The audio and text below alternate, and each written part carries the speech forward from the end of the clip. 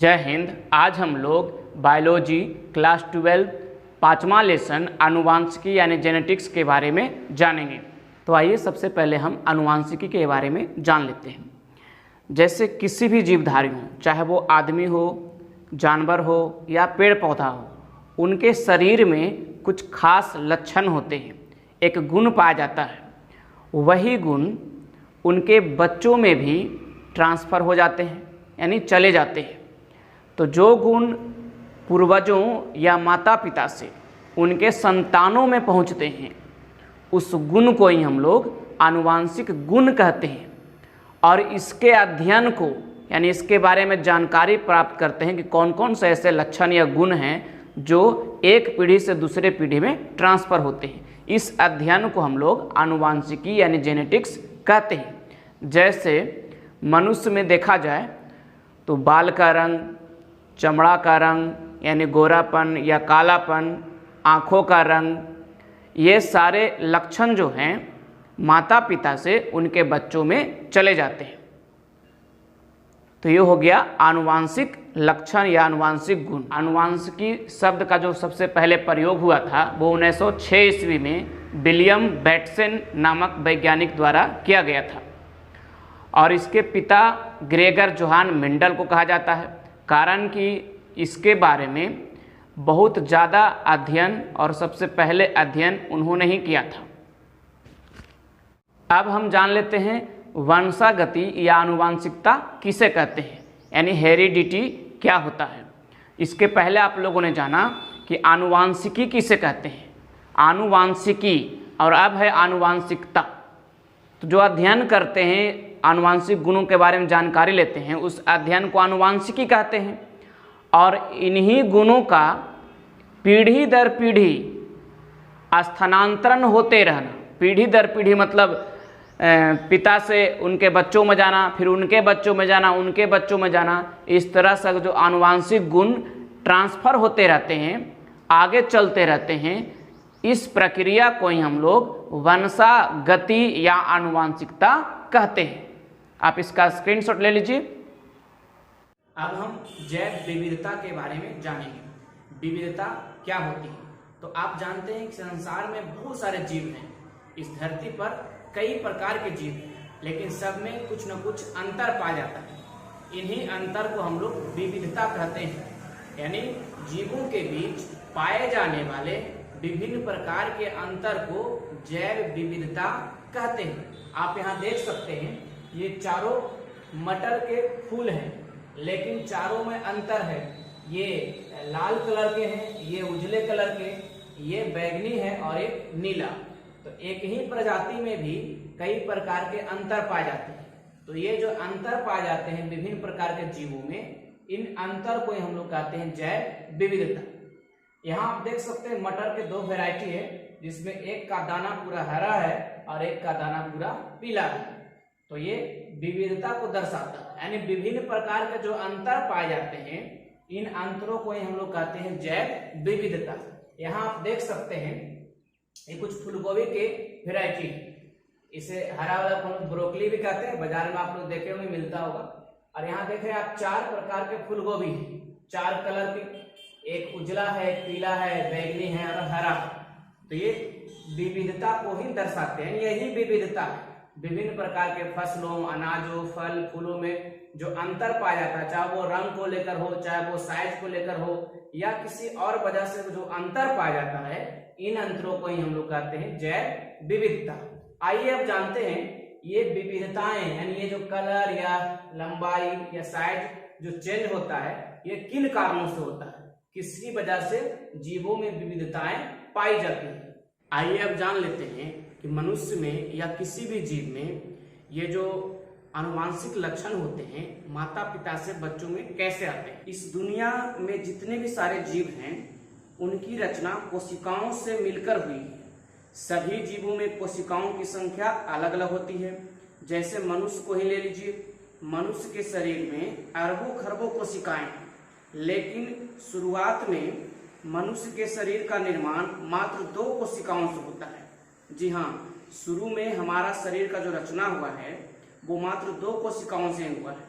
एक शुक्राणु जिसे हम स्पर्म कहते हैं और दूसरा अंडाणु जिसे ओवम कहते हैं। यानी स्पर्म और ओवम के मिलने से ही हमारे शरीर का निर्माण हुआ है। अब जरा सोचिए कि आखिर इन दो कोशिकाओं से ही कैसे जनकों या माता पिता की तरह हाथ, पैर, मुंह, नाक इत्यादि बन जाते हैं, मात्र दो कोशिका से ही। आखिर इन दो कोशिकाओं को कैसे पता होता है कि इनके मिलने से नाक, पैर, हाथ, मुंह, बाल ये सभी का बनना होता है, यानी ये सब बनाना होता है। इन दो कोशिकाओं को कैसे पता होता है? देखिए, कोशिका के अंदर केंद्रक पाया जाता है। अब इस केंद्रक में इस टाइप के 23 क्रोमोसोम होते हैं, यानी 23 गुणसूत्र होते हैं। प्रत्येक अंडाणु या शुक्राणु में 23 क्रोमोसोम ही होते हैं, 46 नहीं। ये इन दोनों के मिलने के बाद 46 क्रोमोसोम हो जाते हैं। यानी आप जानते हैं कि मनुष्य की प्रत्येक कोशिका में 46 गुणसूत्र होते हैं, यानी 23 जोड़ा होता है। लेकिन मनुष्य का ऐसा दो कोशिका है जिसमें मात्र 23 क्रोमोसोम ही होते हैं, अंडाणु और शुक्राणु। अगर आपको कोई पूछ दे कि अंडाणु में कितना क्रोमोसोम होता है, 23 जोड़ा मत बताइएगा, यानी 46 नहीं बताना है, सिर्फ 23 बताना है।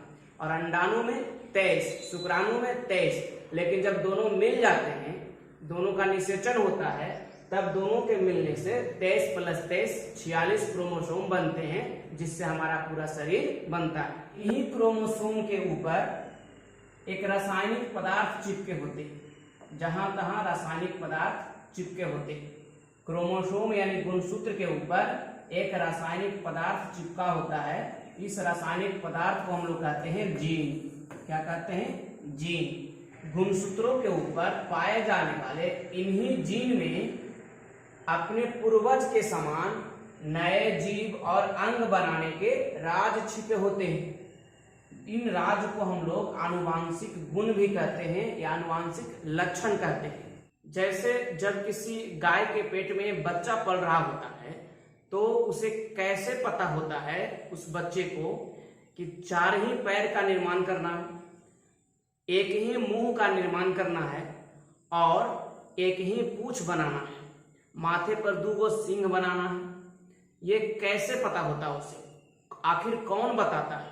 कोई तो है जो माँ के पेट में ही बैठे बैठे उसे कंट्रोल करना है कि 2 सिंह हो गया बस। यानी जितने भी सारे इंफॉर्मेशन यानी सूचना है वो पीढ़ी दर पीढ़ी जीन के द्वारा ही ट्रांसफर हो जाते हैं।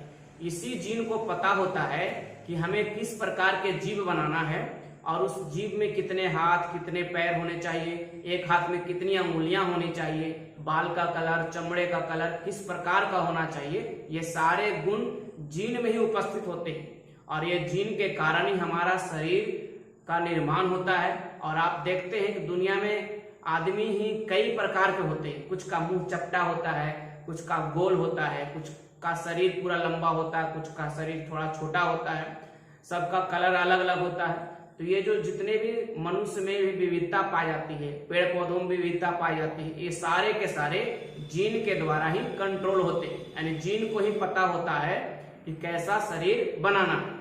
अब जिस प्रकार का जीन होगा उसी प्रकार का शरीर बनेगा। और आप जानते हैं कि हमारे शरीर में लाखों प्रकार के जीन हैं, तो सबका अलग अलग काम है। कुछ का रूप देना है, कुछ का रंग, कुछ का आंखों का रंग, नाकों का रंग, चमड़ा या बालों का रंग, कद यानी लंबाई किस प्रकार होना चाहिए, सारे काम जीन के हैं। तो आप जान चुके हैं कि हमारे शरीर की कोशिकाओं में केंद्रक होता है और उस केंद्रक के अंदर गुणसूत्र यानी क्रोमोसोम पाया जाता है और इन क्रोमोसोम के ऊपर ही एक रासायनिक पदार्थ चिपके होते हैं। उस रासायनिक पदार्थ को हम लोग जीन कहते हैं और इसी जीन के पास जेनेटिक सूचना यानी आनुवांशिक सूचनाएं पाए जाते हैं जो एक पीढ़ी से दूसरे पीढ़ी में ट्रांसफर होते हैं। अब कैसे ट्रांसफर होते हैं? तो देखिए, जब माता और पिता यानी 2 जनक के मिलने से, एक नर और एक मादा के मिलने से, यानी जब दोनों शारीरिक संबंध बनाते हैं, तब पुरुष के शरीर से शुक्राणु निकलता है और महिला के शरीर से अंडाणु। और जब दोनों मिल जाते हैं तब मिलने से ये दोनों कोशिका मिलकर एक हो जाते हैं। इस प्रक्रिया में इसका 23 क्रोमोसोम और इसका 23 क्रोमोसोम दोनों मिल जाते हैं और 23 जोड़े बनाते हैं। जोड़ा इसलिए क्योंकि अभी देख रहे हैं ये सभी क्रोमोसोम अलग अलग है, 1 से लेकर के 23 क्रोमोसोम आपको दिखाया जा चुका है। तो इनमें से 23 इसका आएगा और 23 इसका, दोनों जुड़ जाता है। और जुड़ता कैसे है, अपना अपना सेटिंग रहता सबका कि कौन, ये अगर मान ले लंबाई बढ़ाने वाला जीन है या क्रोमोसोम है, तो महिला में भी जो क्रोमोसोम होगा लंबाई बढ़ाने वाला उसी से जाकर के मिलेगा, और जब मिलेगा तो इस प्रकार से इधर टच होकर के सट जाएगा। तो एक जोड़ा हो गया, एक ही साथ 2 गुणसूत्र, तो एक जोड़ा इसको कहते हैं। अब ये अलग अलग दिखाया गया क्योंकि ये सारे गुणसूत्र जो सिर्फ और सिर्फ स्पर्म में है, यानी शुक्राणु में इस प्रकार का सिर्फ गुणसूत्र पाया था, और ऐसा ही सिर्फ इसको छोड़ करके महिला में यानी अंडाणु में भी क्रोमोसोम पाए जाएंगे। इसको क्यों छोड़ाता है, क्योंकि जो बायु क्रोमोसोम है इस प्रकार का, इस आकार का आप देख रहे हैं, ये वाला सिर्फ ये वाला, इसको हम लोग कहते हैं बायु क्रोमोसोम नाम है इसका। तो ये महिला में नहीं पाया था, यानी अंडाणु में ये वाला क्रोमोसोम नहीं रहता है। इसके जगह पर इसी आकार का एक और क्रोमोसोम रहता है, यानी महिलाओं में दोनों XX क्रोमोसोम ही होता है, और पुरुषों में ये X और ये Y आकार का। लेकिन जब दोनों मिलते हैं तो इस प्रकार से बन जाता है। देखिए इसमें अगर इस प्रकार का क्रोमोसोम आकर के मिल गया तो इस प्रकार का रचना हो जाता है, ऐसा रचना हो जाता है, इसको इस बाई जैसा बन जाता है, इसलिए इसको कहते हैं बाई क्रोमोसोम। अगर इसमें तो X मिलेगा तो XY ही बनेगा, और अगर इसमें मिल जाता है तो X क्रोमोसोम बन जाता है। अब देखिए इस जीन, ये जो क्रोमोसोम होता है, इस क्रोमोसोम के ऊपर जो जीन उपस्थित होते हैं, ये जीन ये हमेशा जोड़े के रूप में रहते हैं, यानी एक ही जगह पर दो जीन चिपके होते हैं। अब ये दोनों या तो समान हो सकते हैं या तो असमान हो सकते हैं, यानी दोनों एक ही प्रकार के जीन होंगे लेकिन दोनों के विपरीत लक्षण भी हो सकते हैं और समान लक्षण भी हो सकते हैं। जैसे अगर मान लिया जाए ये जीन जो है मनुष्य में लंबाई को बढ़ाने का काम करता है, यानी सब जीन का अलग अलग काम है, तो इस क्रोमोसोम के ऊपर जो जीन उपस्थित है इसका काम है लंबाई को बढ़ाना। तो हो सकता है एक जगह पर जो 2 जीन है, तो एक जीन जो है अगर मान लिया जाए वो पिता से आया है तो लंबाई पूरा लंबा कर देगा, और दूसरा जो यहाँ पर जीन होगा चिपका हुआ वो मान लिया जाए मां से आया है, और हो सकता है जो मां से जो जीन है उसमें गुण है कि उसको कद को छोटा करना, हालांकि वो भी लंबाई को ही कंट्रोल कर रहा है लेकिन उसका काम है कद को छोटा करना, यानी स्मॉल कर देगा, छोटा कर देगा। तो इस प्रकार के दोनों अलग अलग जीन हो जाएंगे, है एक ही वेराइटी के, यानी दोनों का काम है लंबाई को बढ़ाना, लेकिन एक जो है ज्यादा लंबाई को बढ़ा रहा है और एक लंबाई को कम कर रहा है। तो इस प्रकार का अगर एक ही जगह पर 2 जीन होंगे तो इसको हम लोग कहेंगे विषम युग्मजी जीन, यानी अलग अलग दोनों है। लेकिन अगर दोनों जीन एक ही काम कर रहा है, दोनों लंबाई को एकदम बढ़ा रहा है, ये भी लंबाई को ज्यादा बढ़ा रहा है, ये भी लंबाई को ज्यादा बढ़ा रहा है, तो ये दोनों जीन को हम लोग कहेंगे समयुग्मजी जीन। यानी आप जान चुके हैं कि जहां पर भी जीन पाया जाएगा वहां जोड़ा के रूप में, और ये जो खास प्रकार का अगर जीन पाया था क्रोमोसोम के ऊपर, अगर कोई खास प्रकार का जीन है तो उस जीन को हम लोग एलील कहते हैं। खास प्रकार का मतलब जैसे कोई जीन जो है वो मनुष्य के कलर को चेंज कर रहा है, चमड़ा के रंग को चेंज कर रहा है, गोरा काला बना रहा है, या बाल के रंग को चेंज कर रहा है, तो खास प्रकार का जीन है उसे हम लोग एलील कहते हैं। कई पीढ़ियों के बाद उनके जो जीन होते हैं उनमें कुछ बदलाव आ जाते हैं, यानी विकृति आ जाता है। इस बदलाव को हम लोग म्यूटेशन या उत्परिवर्तन कहते हैं। और जब जिन जीवों में यह बदलाव आता है, जिसके जीन में यह बदलाव आएगा कि जीन बिल्कुल बदल जाएगा, अलग प्रकार का जीन हो जाएगा, तब उसके शरीर में अलग अलग परिवर्तन दिखने लगते हैं। जैसे आप लोग देखे होंगे कभी कभी कि गाय के पीठ पर या बैल के पीठ पर 2 पैर लटकर होता है, इस तरह से पीठ पर पैर आ जाता है।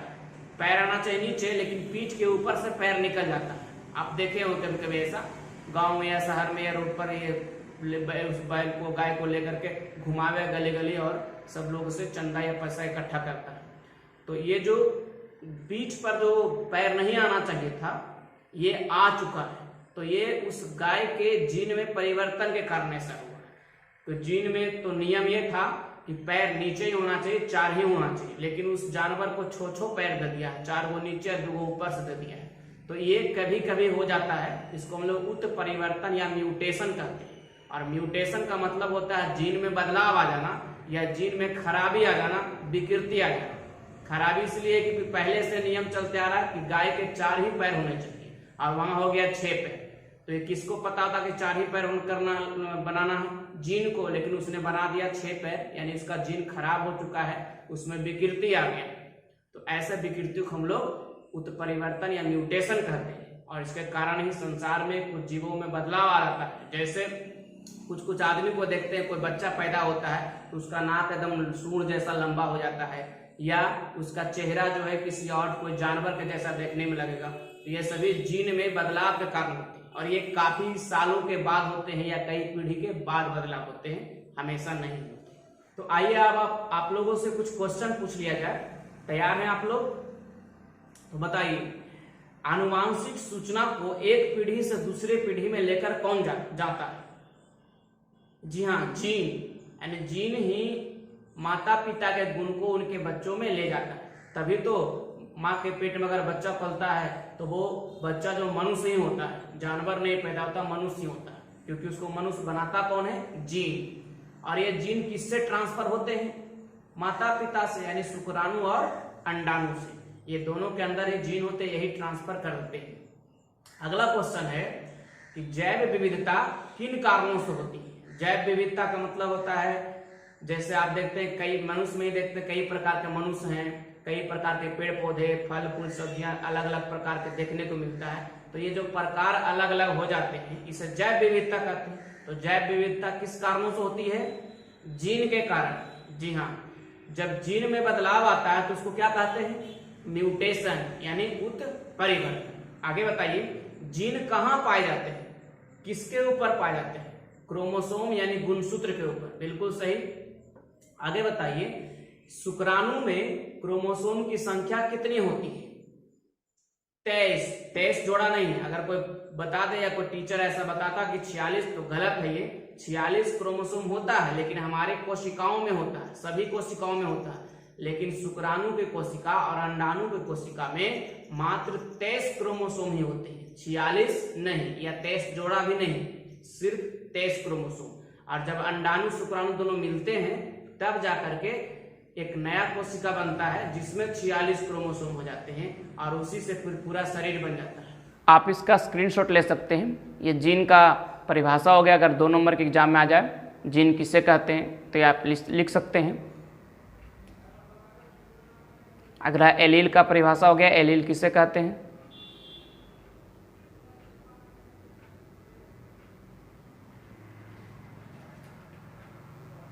अब हम लोग समयुग्मजी यानी होमोजाइगस के बारे में जान लेते हैं। होमोजाइगस क्या होता है? तो देखिए, आपको पता है, पहले बताया जा चुका है कि जो भी जीन होते हैं वो जोड़े के रूप में होते हैं। तो अगर समजात गुणसूत्र पर, समजात कहने का मतलब अगर लंबाई का जीन है तो वो 2 जीन होगा लंबाई प्रभावित करने वाला। अगर रंग का, कलर का जीन है तो भी वो 2 जीन होंगे प्रभावित करने वाले। तो जो भी एक ही टाइप के जो गुणसूत्र होते हैं, उन गुणसूत्र पर जो जीन पाया जाता है जोड़ों के रूप में, वो दोनों के दोनों अगर एक ही टाइप के जीन हो तब उस जीन को समयुग्मजी कहते हैं। और जब अगर दोनों के दोनों जीन अलग अलग टाइप के हों तो उसे हम लोग विषमयुग्मजी कहते हैं। जैसे लंबाई को प्रभावित करने वाले जो जीन होते हैं उसे हम टी मान लेते हैं। तो अगर जोड़े के रूप में जो जीन होते हैं, दोनों के दोनों जीन कैपिटल टी है, यानी दोनों लंबाई को प्रदर्शित कर रहा है कैपिटल टी, तो दोनों समान जीन है। तो जब समजात गुणसूत्रों पर एक ही जैसा दोनों जीन पाया जाता है तब इसे हम लोग कहते हैं समयुग्मजी। और अगर एक कैपिटल टी है और एक स्मॉल टी है, तो देखिए समजात गुणसूत्रों पर अगर इस तरह का जीन पाया जाएगा, एक कैपिटल टी और एक स्मॉल टी, यानी एक लंबापन और एक बौनापन, तब इन दोनों जीनों को, हालांकि दोनों समजात है क्योंकि दोनों लंबाई को ही प्रभावित करता है, लेकिन एक लंबापन को और एक बौनापन को, तो अगर दोनों अलग अलग प्रकार के जीन हों तब इसे हम लोग कहेंगे विषमयुग्मजी। और जब दोनों समान हो तब उसे हम लोग समयुग्मजी कहते हैं। आप बताइए ये किस प्रकार का जीन होगा, समयुग्मजी कि विषमयुग्मजी? ये समयुग्मजी है, क्योंकि यहाँ पर देख रहे हैं ये टी मतलब होता है टॉल, यानी लंबाई को प्रभावित करने वाला जीन, तो दोनों लंबाई को ही प्रभावित करेगा। लेकिन ये स्मॉल टी और ये भी स्मॉल टी है, यानी ये भी बौनापन को सूचित करेगा, ये भी बौनापन को सूचित करेगा। तो दोनों तो जीन एक ही लक्षण को प्रदर्शित कर रहा है, सिर्फ बौनापन। तो यहाँ पर दोनों जीन समान है, इसलिए समयुग्मजी। और वही अगर अलग अलग जीन पाया जाता तो उसे हम लोग क्या कहेंगे, विषम युग्मजी। जैसे अगर पौधों की रंग को दिया जाए, जैसे कैपिटल वाई को अगर मान लिया जाए ये पीला कलर को सूचित करने वाला जीन है, ठीक है, और हरा कलर को सूचित करने वाला जो जीन है वो स्मॉल वाई है। तो अगर जीन जोड़ा के रूप में रहता, आप जानते हैं जोड़ा के रूप में रहता तो सिंगल तो होगा नहीं, तो अगर दोनों कैपिटल वाई है तो किस प्रकार का जीन होगा, समयुग्मजी, क्योंकि दोनों के दोनों एक ही टाइप के जीन हैं। और अगर स्मॉल वाई तो भी ये समयुग्मजी है, क्योंकि दोनों सिर्फ हरा को प्रभावित करने वाले हैं जीन है, स्मॉल वाई। अगर एक कैपिटल वाई और एक स्मॉल वाई को दे दिया जाए तब ये किस प्रकार का जीन हो जाएगा, जी हाँ, विषम युग्मजी, क्योंकि इसमें दोनों है एक ही गुणसूत्र वाले जीन है, समान गुणसूत्र वाले ही जीन हैं दोनों, क्योंकि दोनों रंग को प्रदर्शित कर रहा है, लेकिन दोनों अलग अलग रंग को प्रदर्शित कर रहा है, एक पीला और एक हरा को। इसीलिए यहाँ पर ये विषम युग्मजी होगा, क्योंकि ये समजात गुणसूत्रों पर अलग अलग प्रकार के जीन हैं, इसलिए विषम युग्मजी। और जब एक ही प्रकार का जीन हो तो उसे हम लोग समयुग्मजी कहते हैं। आप इसका स्क्रीनशॉट ले लीजिए। ये आपका विषम युग्मजी हेट्रोजाइगस हो गया।